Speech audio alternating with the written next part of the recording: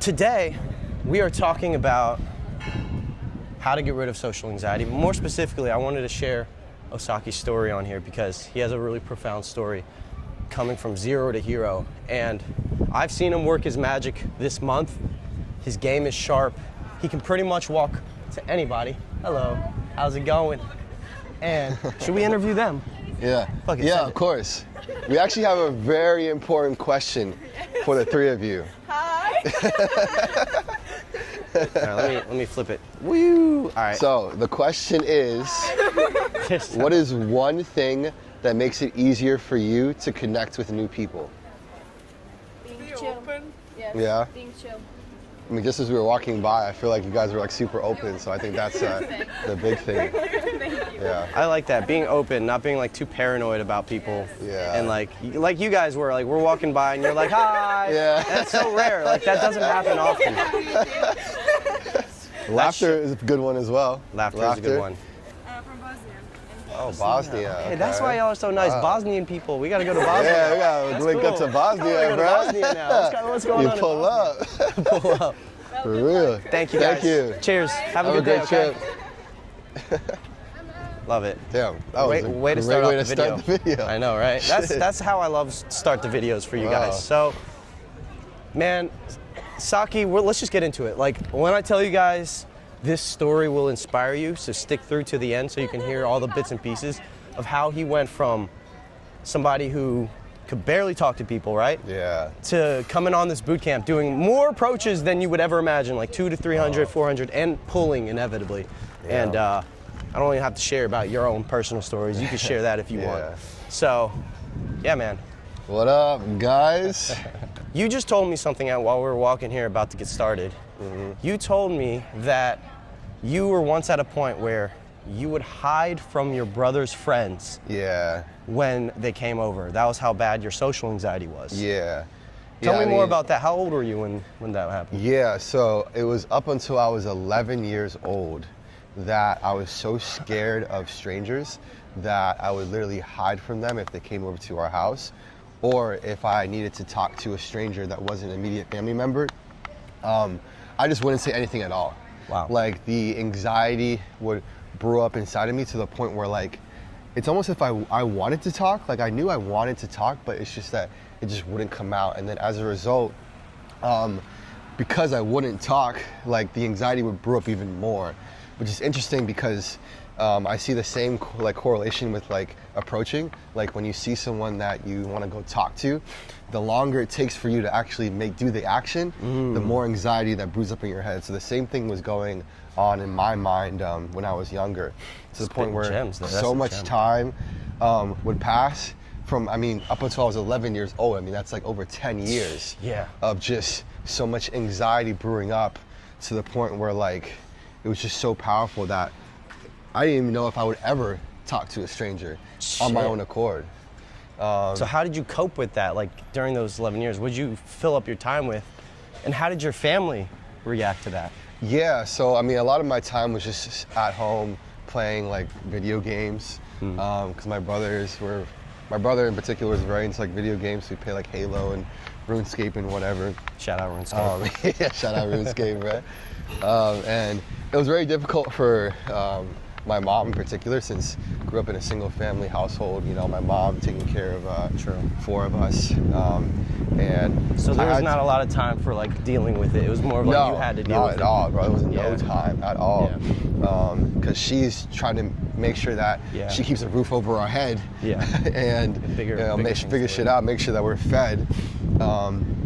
And yeah, there really wasn't any time. So she was doing everything that she could to put me into like social activities like karate. Like we even changed schools, but that was a terrible idea. Yeah, like we changed schools to like it was actually a Seventh-day Adventist school, which is like a church school, and it turned out to be way worse than like a public school, which is very interesting as well. It was difficult. It was really difficult. How was it worse? Well, the kids were just because I wasn't talking, I would get bullied. You're right. And the kids would, make fun of me, poke fun of me, which made me want to talk even less. But during that time, that's when I realized that if I got comfortable with someone, I would talk to them. Because there was one teacher in particular I would only talk to if it was me and him in private. And then there was another friend that I would also like talk to, a few people that I would only talk to if I felt comfortable with them. Yeah. So that's when I started to kind of get out my shell a little bit. But if I didn't feel comfortable with you, then I wouldn't talk to you. Yeah. And that was very far few in between. Do you feel like how much do you think your childhood has affected you now? Like in this moment, do you still feel like there's an inner child in you struggling with the same thing? Or do you feel like you're at a point where like, oh no, that's gone. I'm 100 now. I think there's remnants, but like very, very small. I mean, the fact that I can go up and talk to a stranger, you know, on my own accord, you know, even a girl that I like, I mean, that's something that I wouldn't have even imagined possible, you know, even just a few years ago. Yeah. So I'd say there's still remnants of like people pleasing, because that's essentially what I had to do to get out of my shell and to be, I guess, normal, is to like know how people worked and figure it out on my own, which ended up just being somebody that people like. Yeah. So I think there's still remnants of that in me that I myself am still working through. What do you think was the turning point though? Because now we know when you were 11, that was going on when you were a kid. What was the turning point to really get rid of this anxiety? So the turning point was when I started middle school. Yeah. So at the time I was 11 years old, and I still remember to this day, like the guy that I talked to the first time, it was the first day of school. I got on the bus, and a guy came on the bus, and I looked at him. He looked at me. I said, "What's up?" He's like, "What's up?" And that was the first time that I talked to a stranger on my own accord. Yeah. And obviously it wasn't like sunshines and rainbow. It was still a journey. You know, all throughout middle school, I was still very shy, even though I would start to talk to people a bit more. Hello, how you doing? Yeah, it's funny, people keep coming up. Yeah, I know, right? Yeah, it's the camera, bro. Yeah, it's the camera, I actually man. can't riz without you guys, sorry. It's all you, but they were literally kids. But like, Yeah. without you guys, it's impossible, so thank you. But yeah, I mean, it was like fighting an uphill battle because, you know, when you act a certain way for the first 10 years of your life, which is the most pivotal, it's very hard to get out of these mindsets. So It's unwiring like years Yeah. of bad wiring. You just, Exactly. It takes time, yeah. But when you actively, consciously try to unwire it, Yeah. it actually goes pretty fast. Yeah. You know? Like when cold approach, for example, is probably the fastest way to like unlock your personality. But Yeah. honestly, I feel like when I met you, you were already pretty damn social. We met in 2021. We Yeah. met in a dance circle. You were dancing. Was dance a pivotal like thing for you? Like what has dance done for you? When did you start dancing? So I started dancing Keep walking, in too. like 2019. I actually started doing salsa and bachata, but I was so bad at it. In fact, the teacher was like, she always kept saying like how my hips are so tight. And because of that, I actually had a lot of like anxiety Terrible teacher. about, yeah, she's a terrible teacher. Awful teacher. Like you suck. Yeah, like I was literally, I still remember like in the middle of the class, you know, while everyone is like dancing, she's like saying like, open up your hips, like your hips are so tight, you're so tight. And I'm like, I don't know what the fuck I'm doing. Like, you know? So that was the first time I started doing it, but I wasn't the best. Eventually I started getting into shuffling in 2019 after I seen my buddy do it. And I would remember I would just keep on doing the same moves over and over and over, the running man, until I got that down. And then from there, I would always record videos of myself too and just post it on like my Instagram and Snapchat. Yeah. I just wanted to just get good at it. And for some reason, it was one of the only things I feel like in my life that it didn't feel like work. Like I could do that same move over and over again and I would enjoy it because one, I like to exercise, so not only was I exercising, but it was fun Yeah. as well. By the way, that's like a very important thing for getting good at anything. That's how I feel about boxing. Yeah. Like I could just box all fucking day, Yeah, but try to take somebody who hates it. He's not gonna Yeah. get as good as the guy who loves it. Same thing with cold approach. This is why when I tell people who want to get better at it, you got to actually enjoy cold approach. Otherwise, you're doing it as a means to an end, as a chore, you'll hate it. Yeah. Has dancing affected your social skills at all? Like, was that a pivotal moment, or is that like just kind of like something you did on the side? It was honestly just kind of something I did on the side. I think it did help me when I moved back to Orlando during COVID to build a sort of a social circle. It wasn't intentional, but I started to go to like shuffle meetups. There was a shuffle group in Orlando that I would always go to, and I made friends from that. Yeah. That and also rock climbing helped to create like my own sort of like social circle, because I'd always go to the rock climbing gym with the same group of people, and we'd always like go out and hang out together. But even before that, you know, because from the time I started talking until like the time you met me, that was like what, a 10-year span. So I would say like the thing that helped me the most is just putting myself in uncomfortable situations, social situations, whether it be like, for example, like a men's group. That was a very pivotal moment for me because it allowed me to be vulnerable in a setting that I otherwise would have not been, as I was going through a difficult time in my life, where I was struggling with a lot of anxiety. So I broke my, so this was my junior year of college. I just dislocated my shoulder and got surgery on it. Yeah. And at the time I was in a sling for like an entire month. And this is when I knew that I was still struggling with like social anxiety, because I always like, I gave a fuck about too much about what people thought. That was really what it came down to. And that's when I knew I was still struggling with that, because I was in the sling, and the whole time as I'm going throughout to my classes, as I was going to work, I'm thinking like, oh my God, like what are people thinking about me in this sling? Like, oh my God, I'm like immobile, like I'm like half disabled. So now, like, as someone who wants to remain invisible, you now have attention on you because of exactly. This sling. Yeah, exactly. And that's one thing I struggle with a lot, is like the attention, having attention on me and wanting to remain invisible. And then when I got out of the sling after a month, I realized that no one actually cared. You know? It's all in your head. So it's all in your head. Yeah. So that kind of opened the doors to, okay, wait a minute, maybe this is like something I need to work on. Yeah, exactly. Now, you said you put yourself in uncomfortable situations. I know that's a big saying that we both like, Seek Discomfort, from a YouTube channel we follow called Yes Theory. And when did you find Yes Theory, and how did that impact your life? Yeah, so I found Yes Theory in, I want to say 2017. Oh, me too, I think, actually. Yeah, and that impacted my life in more ways than I can think, because I really resonated with the idea of Seek Discomfort because of what I described before. I felt like I went through my own journey of seeking discomfort without really realizing it. Whether it be putting myself in uncomfortable situations, and because of Yes Theory, that's how we met. But also even before that, I would go I would fly up to Philadelphia, and we'd have like a big meetup of people from the community, all strangers, people I didn't even know beforehand. I would fly all the way up to Philadelphia. On New Year's Eve in New York, I flew all the way to New York and had a big New Year's Eve party with a bunch of strangers, people I've never met before.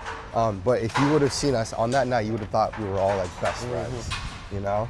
So that impacted my life because it made me realize like strangers are just friends you haven't met yet, you know? Yeah, that's so Everybody in your life that isn't, you know, your family or friends that you have, those are just people that you've never met before, but you met through some sort of situation and you became friends. Yeah. So the same thing can be said for how you meet other people in life, you know? Yeah. It may not be conventional, but, you know, one conversation away from changing your life. Yeah. So that's facts, man. Yeah, that's actually how we clicked as well. At the dance meetup we met, I invited him. I was dating a shuffle girl. I wasn't much of a dancer, but I invited him to another meetup that my girl that was throwing. My girl, not girlfriend, but just my girl. And he was wearing a Seek Discomfort Yes Theory t-shirt. By the way, that's the power of YouTube and the power of personal branding or creating a brand that actually helps people. Is it connects everyone, it makes a community. And I made a lot of friends through that community. So by the time I had met you in 2021, Yeah. you were already very social. Yeah, You were social as hell. Yeah. But as far as with the ladies, this is where the interesting part of the story comes. This is where we can Yeah. really, this is actually where I want to share a lot of the gems. Yeah. Because this is like the next chapter, right? Yeah, And absolutely. I was a small part in the chapter, got to help a little bit. You're a big part, bro. It was a big part. Big part. What I did was I connected him to people this month who were able to help him take it to the next level. And Yeah. I tried to help him as well. So let's talk about the cold approach journey. And now, when next time I see, or you see a cute girl, I want you to approach. When was your first approach? My first approach was at Target. Yeah, In our hangout. Target. Shout out Target. Still have that video of me debriefing after. But yeah, I was at Target. I just went up to a girl. I was like, hey, I just want to say, I thought you looked pretty. And I still remember like the amount of like social anxiety that I Yeah. had because there was other people around near the checkout counter, and I Yeah. went up to her and talked to her. And I could just feel these like emotions of like, what are other people around me thinking? Yeah. No one cares, bro. No one cares. Yeah. They've long forgotten about They'll it. forget about it in 10 seconds. Yeah, they'll 10 forget about it. seconds. Yeah. So yeah, that was my first approach. And I still remember when you helped me through that as you were starting your journey in Yeah. coaching people. And yeah, that was like what, a year and a half ago at this point? Yeah. So did you find cold approach through YouTube, through me? Because it was through me. Yeah, for you. No shit. Really? Yeah. I didn't know if it was through me because I had just started creating the course Yeah. when he hit me up, and Yeah, And, I'm gonna do this right Go here. ahead and send it, brother. Yeah. So you want me to ask that same question about Same the- question. Whatever Okay. question. I think same question is good. Hey, excuse me. I have a really important question for you two girls. Yeah. We're creating like a video, and we want to ask like what girls think of. Hold on, I forgot the question already. Okay, what is one thing that makes it easier for you to connect with new people?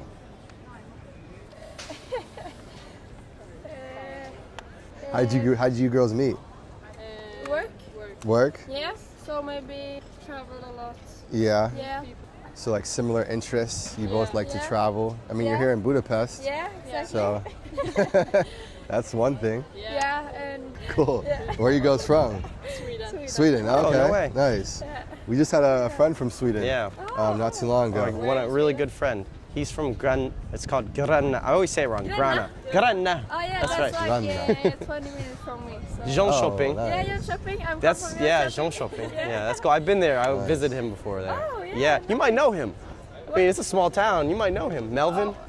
Sorry, Melvin. Melvin. Yeah, It's like half that'd be Maldives. crazy if you knew him. Hellstedt. Yeah. Who knows? That's so crazy though. Yeah. That's insane. Wow. Yeah. Small world. Small Yeah. world. For real. What have you all done in the city so far? Anything interesting? We went on the Prosecco boat. Okay, that's fun. Yesterday. And we've been to the marine bars. Were you there yesterday? Yes. You Oh were shoot, there, yes, we were there as well. Yeah. It was So many cool. people It was there. packed. It was packed. So packed. We went. Yeah. Thermal bath thingy. Yeah. Nice. The English is not very good. Yeah, No, it's fine. It's just good practice. Yeah. Yeah. I'm so excited to tell Melvin we met people from Joel Yeah, Shopping. right? That's so funny. Just as he left today. Yeah, like he left literally today. today. Oh yeah. So It's that's gonna be funny. like, what? No way! I don't believe you.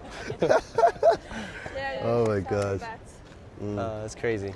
Wow. Cool. Well, it's nice to meet Awesome. you, lovely ladies. Yeah. Nice to meet you too. Hope you have a wonderful rest of your trip. Nice to meet you.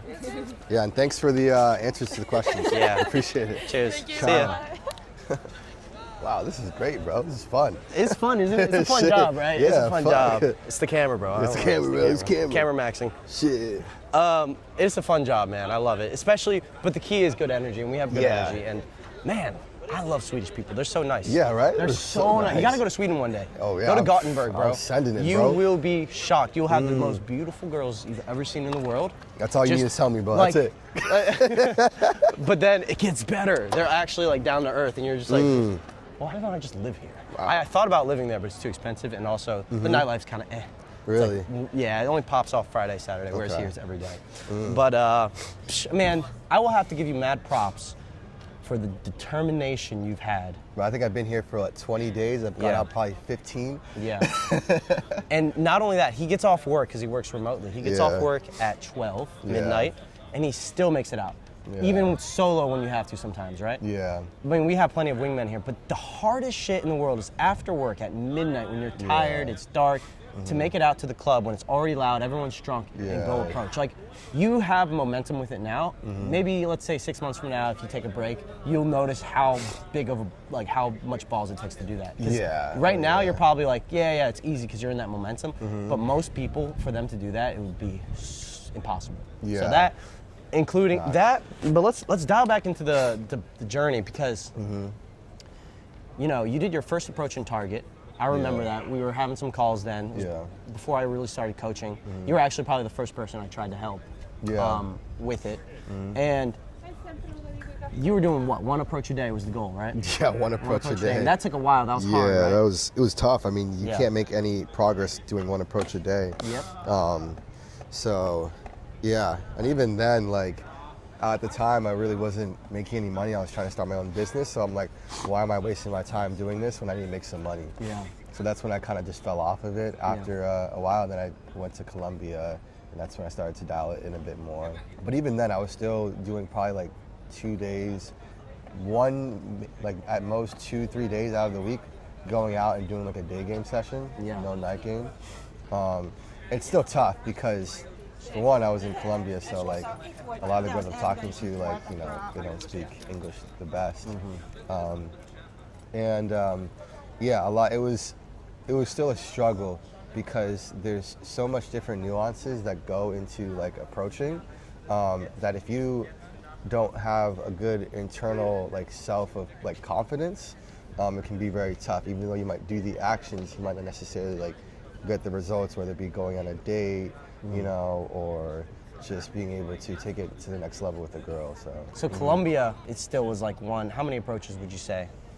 That I did during my time there? Yeah. I would probably say probably between 200 to 300 in the 4 months that I was there. Yeah. How many have you done this month? Well, I've done like 500 in the past 3 weeks. Like, at least. Like, I did the calculations. I'm like, okay, I've been here for 20 days. Least.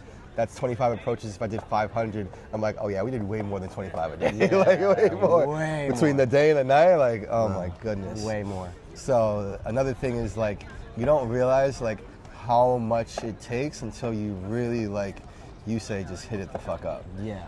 Like, you know, you don't realize how much effort it takes to get to the results that you want, you know, to be able to go on dates with girls, to be able to just actually vibe with the girl as well, you know, and for her to actually build attraction for you until you do like a significant amount of approaches in a short amount of time. You want it to be unconscious. This is something that one of the inner circle members keeps saying. It's unconscious competence. You want it to be unconscious when you open. Like when you're opening completely out of momentum right now, I think, I don't know, but you're opening like beginning of the day, you haven't really warmed up, and you still get everything open. Yeah. Just because it's unconscious now. You've done it so many times where you know how to say, I have a really important question. It just comes out, boom. And yeah, I think people underestimate, just severely underestimate what it takes. But you figure that out by not giving up. Because you just kept going, and you're like, what I respect about you is you didn't give up. Because a lot of people where it took as long as it took for you to finally get your pools, which was this month, 2 pools. It took as long as it took to get results, but you didn't give up. That was like, what, 6 months, 7 months, 8 months of just like, I'm not giving up. I'm just keep going out. And inevitably, you just keep upping the volume and upping the volume and upping the volume and trying new things. I want to talk a little bit about the summertime. We were talking about escalation in particular. I think this is actually a thing a lot of guys struggle with is they get the social aspect down. They learn how to talk to people. They even learn how to approach and open conversations. And then now they're stuck on this platonic vibe. What do you think was the turning point where you started to get flirty with girls and you started to make out with chicks and you started to, you know, because I saw, like, I'll just give you a reference. I don't know, I might have a sneaky little video of this. I'll throw it on there. I'll blur the girl's face. And he's just dancing with this really cute German girl, making out with her, and it's just like, man, when I saw you in that moment, you were the coolest guy in the club. I was like, fuck. Like, everyone wishes they were with that girl. It was an epic moment. And then you pulled her home, and then, actually you pulled 3 times technically. So, then you pulled her home. where was the turning point where you started to actually get good with flirtation? I would say the point that I started to get good with flirtation is just in the past 3 weeks. Really?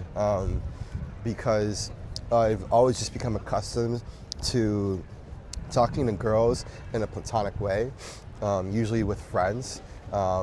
Because in my mind, I'm like, I don't want to fuck it up. Don't fuck it up. Don't fuck it up. Don't fuck it up. Yeah. Because I've seen in numerous instances where a guy in the friend group tries to get with the girl in the friend group, and then it messes up the entire vibe. So I had this preconceived notion of like, don't fuck it up, don't fuck it up, don't fuck it up, you know? And I always keep it platonic. Where in this case, during these past 3 weeks and through my references and experiences, I realized that you don't have to fuck it up. In fact, you can actually make it more fun, more enjoyable for both you and the girl by being flirtatious. So it's almost like I had this, because I think I had it in me, I just didn't want to pull it out because I didn't want to fuck it up. It feels like a risk. Yeah, it's like a risk. Scary almost. Yeah, because it's like risk reward. Like if you don't do it, then you guys just stay friends. You know what I think may have helped? You really started hitting nightlife hard. Yeah. Which is a really good playground for learning how to flirt. Yeah. I agree. Because that's why people are there. And also, it's a really good playground to just mess up a little bit. Because you're never going to see him again. You barely remember. Everyone's a little tipsy. Yeah. And you can. It's kind of socially acceptable. Yeah. That's what the guys are there for, and that's what the girls are there for the most part. Yeah. So, and also, Rob, we're going to have to give a shout out to Robin. Shout out Robin, bro. He's an old Bootcamp. Shout out Robin, Old man. Bootcamp student, and they had the craziest synergy I've seen. Yeah. I think Robin is just a unique person because I feel the same way when I'm with him. I'm like, we just pull every time we see each other, we pull. Yeah. And he's just the funniest guy you'll ever meet. He's hilarious. So funny. And he's also really fucking flirty. Like you see him in field, he flirts like, bro, I love going out with Robin because I don't know how to explain it. It's just best wingman ever. Just and I good think vibes. he helped like, get you to that next level too, I think, because you guys went out, pretty much y'all were winging all day. Yeah, like any set that we go into, especially during the day, this is where like I actually really started to enjoy day game when I started to game with him because we would go into sets, you know, and it would just be fun. You know, we'd be having fun and we'd be flirting, but it wouldn't feel like flirting. In fact, it was fun. It was enjoyable, and the girls liked it too. Because it's not just like a, hey, what are you doing? You know, what do you do for work? Like these boring conversations. Like, you know, we randomly stumble on a conversation about toe fetishes.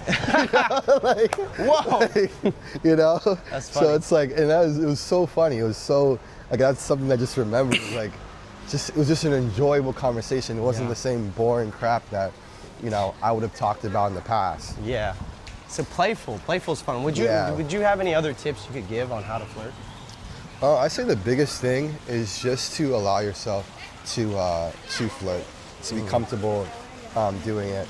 Allow yourself, give your self permission to fuck it up. Then? Yeah, allow yourself permission to like fuck it up, because you will fuck it up. I mean, I fucked it up multiple times. But just don't take yourself too seriously. In fact, last night when Lauren with the bootcamp student that you're with right now, he was asking me if I had one piece of advice for going out, and I was just like, man, just don't be too serious, bro. If they start asking you about like what do you do for work, just do not give a serious answer.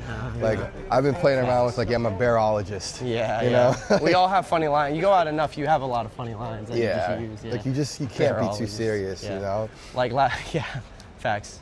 So that's a good way to start, and then from there, like just being able to just slowly just take it to the next level, whether it be like your tonality, eye contact is a big one. In fact, girls tend to build attraction with eye contact. Like if they're really staring into you in your eyes, then that's a sign that they like you. Oh, absolutely. So you know, girls do this thing. I call it scanning. Yeah. Have you noticed it?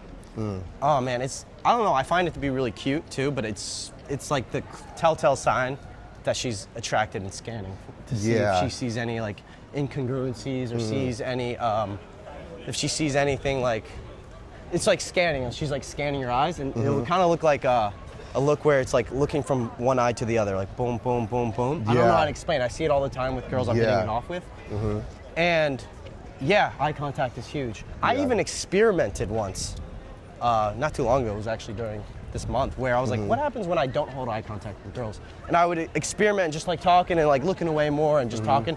It creeps them out. They don't like it. It creeps me out too. I was just doing it as like my own experiment. Like, what happens if I don't make eye contact? They feel like they can't connect to you, and then because of that, they're just like, well, I don't know what he's just like, nah, gone, bye. Yeah. So, eye contact. That's actually a huge one for sure. Yeah. And and can then see. also just like just being playful with like touches here and there. Like, know when to also back off. Like, you know, if you touch your hand but she kind of pulls away a little bit, like, okay, you know, maybe I gotta back off a little bit. One thing we've been doing, which I find really fun, is like take your hand and then you just go for like a little spin move. Yeah, I know. To make it fun. A lot of people hate on it because it's overplayed and a little cheesy, but it works. Yeah, it works. It works. It makes the interaction more playful and flirty. Yeah. Like these little gimmicks do work. Yeah, I'd say the biggest thing though is just like to just have enough references to the point where you're like, okay, I can do this. You know, like this is something that I can do. Like, and then like kind of recalibrating based on the experiences that you have. You know, because the only way to flirt is to try different things out. I'm not saying like, you know, go up and then just start spinning random girls without even like saying anything, because you might come off a little bit uncalibrated. But build some rapport first. You know, start to just make some eye contact. That's an easy one. And then as time goes on, you know, light touches here and there. You know, make some statements, make some flirty comments. That way you're able to build attraction as you go throughout the conversation. Facts. I like that. Good advice, bro. Yeah. And What do you think? on how to flirt. Yeah. I like what you said. I think small touches is huge, and calibrating. There's a saying, calibrate after the fact. Just try it, go for it. What you want to always see, my rule is if the eyes are still lit up, anime eyes, and she's still smiling, then I'm still in the clear to keep trying. If the eyes are not lit up and she's not smiling, or I even sense a flicker of discomfort where she's maybe smiling to be polite, I back off. Yeah. What I would say is I'm really good at flirting on it. Like I'm really good at escalating almost. Yeah. That's my sticking point because I always try to escalate. Sometimes it would be good for me to just let them chase me more. Yeah. But like the first thing I'll do is hold her hands. I'll just put my hands out, and that's a good test. If she puts her hands on your hands, it's pretty much on at that point. Yeah. So I'll hold my hands out, and she might grab it. And the key for me is you have to remain talking. You have to keep talking when you do it. Yeah. Like you can't just be awkwardly silent. You want to open this? Yeah. Send it. So. Excuse me, I have a really important question for the three of you. We're kind of like doing like these street interviews, and the question is, I think you'll really love this question. What's one thing that makes it easier for you to connect with new people? For example, how did you girls meet? Like what was it that connected you? Through school? Go to school. Okay, but there's probably like what, thousands of people at that school? What is it that connected you three girls? So shared trauma? We have the same interests. Okay. And what are those? What hobbies? Like shopping. Okay. It's a fun hobby. Is that where you're going right now? Shopping? Eye shopping? Okay. You Where are know? you from, or what are you doing here? From the US. We are from the US. Yeah. From Florida. I'm from You Texas. know Florida? The craziest state? Yeah. What about you guys? Where are y'all from? Budapest. Hungary. Okay. Nice. Cool. Nice. Yeah, we love this place. A lot of fun. Is this your first time here or no? It's actually it's not our first time. You've been here before as This is well. my second Yeah, time. this is my third time in Budapest. Yeah. Yeah, I think it's an underrated city, and it's a city on the growing, you know. Yeah, And we're on the come up. both digital nomads, so we both work online, so we're able to like travel a little bit. And, yeah. Well, cool. Yeah. Thanks for being in the vlog. Yeah, I we appreciate it. We're Thank you. trying to get some fun interviews. Hope you find today, some so. good shirt clothes. Yeah, awesome. See you guys. Cool. 1,000 out of 10. Let's 1,000 do a out new of question. 10. I like that you just sent it anyways. Yeah. Also, I have a question. Do you feel like it's easier or harder with the camera? What do you think? What is your take on it? I Doing feel like this it's for the first time. easier. Easier, yeah? Well, I think I don't know. That's a good question. Because for example, their camera made it super awkward. the Yeah, camera. Like, even that's while true, I was that's talking to true. her, she couldn't make eye contact. She was just Yeah, looking the at the two camera. girls were like, Yeah, they're like, why is he filming? Why is he filming? Why is he filming? Yeah. So you'll either makes it really good or really just awkward. Yeah. So it's Yeah, hit I or agree. miss. Yeah, it's hit or miss. I agree. For some people, they're like, camera. Yeah. Like those Bosnian girls. Yeah. They're like, fuck yeah, it's my moment. Yeah, that's actually a good point. Yeah, Yeah. in that case, they were awkward. Polarizing. It's polarizing. Mm-hmm. Yeah. I guess like, even though they were awkward, I was like, just like, whatever. Yeah. You know? Our vibe is gonna carry the boats. All right, so do you think, has social media made us more connected or more distant? Ooh, I like that. See, perfect question. Yeah. Perfect question. And it's a genuinely, I'm curious what people are gonna say. Yeah. That's always, when you have a question where you're actually curious about the answer, that's always like the best, because when it comes out, it becomes this nice natural flow in conversation. I think that's also a really relatable one. That too. is also you would be surprised. I learned this from Melvin. You can actually open with that without the camera. Yeah. I have a question that I'd like your opinion on. Random stranger, you could do that too. I didn't realize you could do that. And it's like, do you think social media, and if they're cool, they'll talk to you. Yeah. If they're not cool, they'll be like, why are you asking me that? And you don't want to connect to that person anyways. Yeah, Just fuck off. exactly. So it's a good qualifier. And yeah, it's a fun one. You've basically got your game good enough to know that you can do it. You've hit the tipping point, I think. And I remember saying this to you a month or two ago. I'm like, I feel like you're at the tipping point. Yeah. You're at that point where you're almost going to get your first pull, and you're almost going to hit the point where you know there's no turning back. You know it's possible. You know what's possible. And you hit a point where things start to become really fun. Maybe you haven't quite hit it yet, but I think you're also on the verge of like just hitting that intermediate/advanced level where you kind of just get results week by week, and you might pull more consistently. And you kind of know in the back of your head that if I went out enough, I'm going to pull this month or this week, and you have that certainty about it. Whereas before, it's more of like, I know this shit's going to work, I just don't know when, and this shit's going to take a while, but we're going to keep going. I feel like you've hit that tipping point. How do you feel about your game right now? And what do you think you can improve on? I think it's in a good place. I think it always just comes down to like, what do you want out of this? Because I feel like for me, eventually I want to like be able to get into a relationship with a girl that I really like. So a part of me feels like that's what I'm doing this journey for, and not necessarily just trying to get girls and sleep with them. Because I feel like that can eventually turn out to be a bit like shallow deep down, and not really give you, it just kind of gives you that like dopamine for that night, and then you go out wanting to seek more and more and more of that.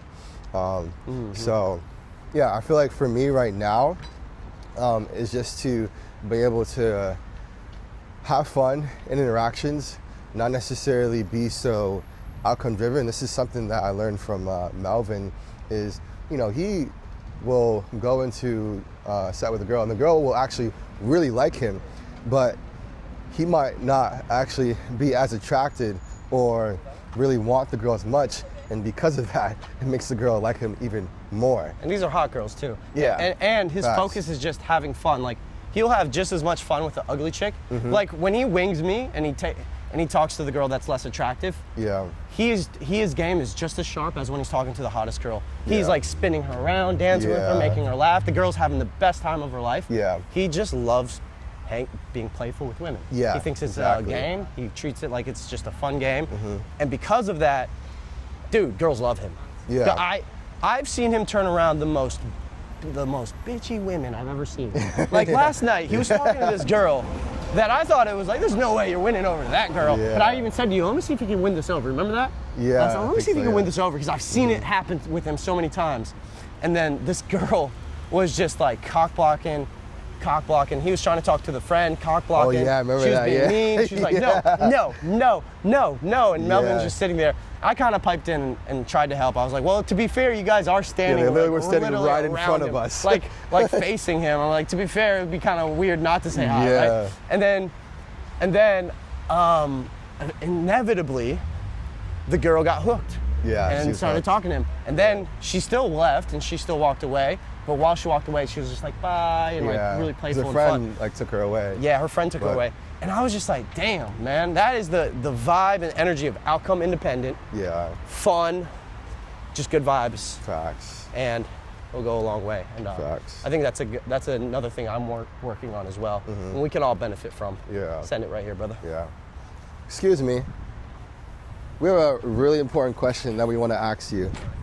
So we're trying to figure out whether social media makes us feel more connected or more distant. What do you think? I don't have a good argument for that, but yeah, that's my opinion. Just distant. You think it makes you feel more distant? Yeah. Why do you think that?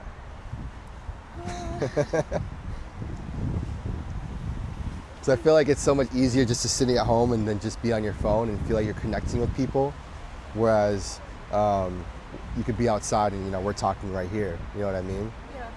What do you think? I don't know. I'm hanging up and Yeah. kind of stuff, and they always are like watching their phones. And Yeah, like I'm just on TikTok all day, Yeah, just like TikTok. scrolling. It's the Yeah. worst thing. Yeah, that's probably the worst thing that makes us feel more distant, So, yeah. All right, cool. I appreciate it. How did you guys meet each other? Yeah. We are roommates. Yeah? Oh, okay. What cool. makes you what made you want to be like roommates? Like what made you guys my connect? Best friend is her My best best friend and is my best friend. Yeah. Oh, okay. And we we live like together. connected each other. So There's nothing better than living with your best friend, right? Yeah. It's that's fun. some- Yeah, During college is so amazing. that's awesome. And you guys are from Hungary, right? No, we are from Poland. Oh, you're Oh, from Poland, Poland. okay. Oh, Krakow. Cool. oh, in Krakow. Nice. I want to go to Krakow. Beautiful city. Yeah, fun party. Yeah. I heard Krakow is crazy. Yeah. Final closing thoughts. I think we hit every point, every nuance, Yeah. and yeah. Anything else you want to add? The thing is, on any journey that you go on, there's different points within any journey, whether it's business or wanting to get into cold approach or wanting to create content. It's like, oh my God, this is like such an amazing thing. Like, oh, this is like amazing. And then you get into it, you're like, oh wow, this is actually a lot harder than I thought. And then you get into that valley of despair. And that's when you realize like, wow, this is actually really hard. I don't even know if I want to keep doing this. Yeah, In yeah. fact, I want to quit. Yeah. And the thing is, the valley of despair is where most people quit, where most people give up. But it's the people that get out of that valley of despair, that push through it and get out to the other side. Those are the ones who end up getting the most results in anything. So I would just say, if you feel like you're in that valley of despair, just keep pushing, because there's always a light at the end of the tunnel. Man, that was powerful, man. Powerful. Yeah. I just wrote that down, Valley of Despair, because firsthand I can tell you what he's saying is so true. There's so many people who join the coaching program, and there's very few who come out and make it to where they want to go, and you're one of them. So Yeah. that's why I wanted to have you on, because you can see firsthand somebody who went through the shit, Yeah. went out consistently for a whole year, and then had a Yeah. lifelong journey of improvement and still is improving and made it out. So you guys, if you want to make it out, you can do it. Thank you guys for tuning in. I appreciate it. Shout out to the moon, and I'll see you guys in the next video. Follow Osaki. I'm going to leave his channel below, or his Instagram, and maybe he'll be making content about social dynamics one day soon. So you never know. Peace, guys.